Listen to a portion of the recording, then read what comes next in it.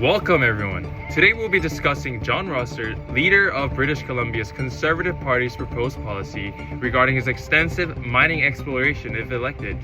In lieu of the upcoming election this Saturday on October 19th, we welcome candidates from the NDP and Conservative parties to evaluate said policy and argue their position on behalf of their platforms. The Conservative side will go first.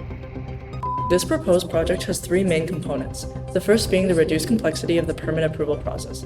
Mining projects in the province currently face 12 to 15 years of delay due to inconsistent processes. Under our direction, we will implement a one-step approval process to ensure a lack of bureaucratic delays. The second component involves the lack of mining infrastructure and exploration in rural areas. Right now, there is a certain critical infrastructure required for a safe and clean mining exploration process, which was not implemented correctly under the NDP. The final component involves more direct consultation with Indigenous groups regarding mining opportunities on their territory, which right now often leads to setbacks and delays. The aim of this project is to attract private investment necessary to fuel economic growth and secure well-paying jobs for the communities it intends to benefit. Our current plan is to fast-track approvals for 16 mines located in northern BC this upcoming year, unlocking $11 billion in revenues for the government and $22 billion in wages for the 300,000 jobs that we intend to create with this program.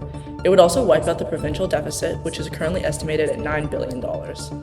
As the NDP party, where our decisions will determine the future of our province and generations to come, we believe in a future where economic growth and environmental management are not at odds, but to work in hand.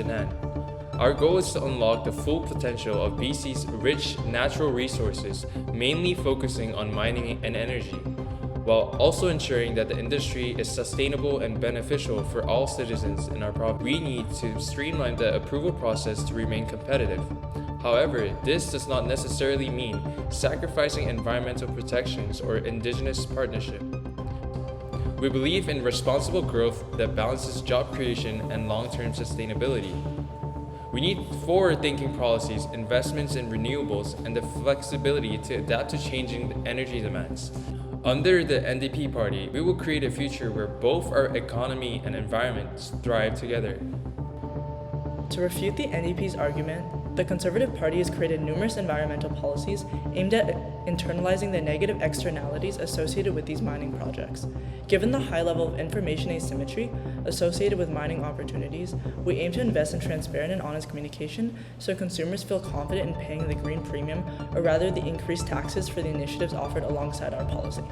Under our policy, any company building a mine is responsible for remediation costs and cleaning costs at the end of the project's life cycle. Additionally, we have extensive investments in the form of technological mandates in which we require adoption of specific clean technologies. It is important to note that we're supported by the Association of Mineral Exploration in the province. Understanding that a trusted third party is instrumental in bridging information asymmetry, we trust they will work directly with Indigenous groups alongside us to conduct assessments and integrate safe approaches within our mutually beneficial relationships. What the Conservatives fail to recognize is that the current process exists to protect BC's unique environment and to ensure projects are developed in a way that benefits all British Columbians, not just corporations. Yes, the process has been slow, but we will focus on smart and responsible reform, which will speed up approvals while maintaining strong protections for our land. As of now, the environmental policies outlined by the government will result in issues of economic efficiency due to information asymmetry. The government should implement emission taxes as they are easier to apply across the entire economy, especially in the case of small businesses such as these small mining opportunities. It is important that the government does not take this as a revenue, but devote the incoming funds to improve economic outcomes of the policy, or return the incoming funds to households, making the environmental policy revenue neutral. We believe strongly in investing in roads, technology, and energy systems that will serve the communities for a long period of time. Our discussion today highlights two distinct approaches to mining policy in BC. The Conservative Party emphasizes reducing the complexity of the permit approval process, increasing infrastructure in rural areas, and fostering more direct consultation with Indigenous groups. On the other hand, the NDP stresses the importance of balancing economic growth with environmental sustainability. They are hoping to streamline the approval process without compromising protections for vulnerable groups. As voters prepare for the upcoming election on October 19th, it is clear that the future of mining in BC hinges on those differing visions, and the choice will ultimately determine the direction of both our economy and our environment for years to come.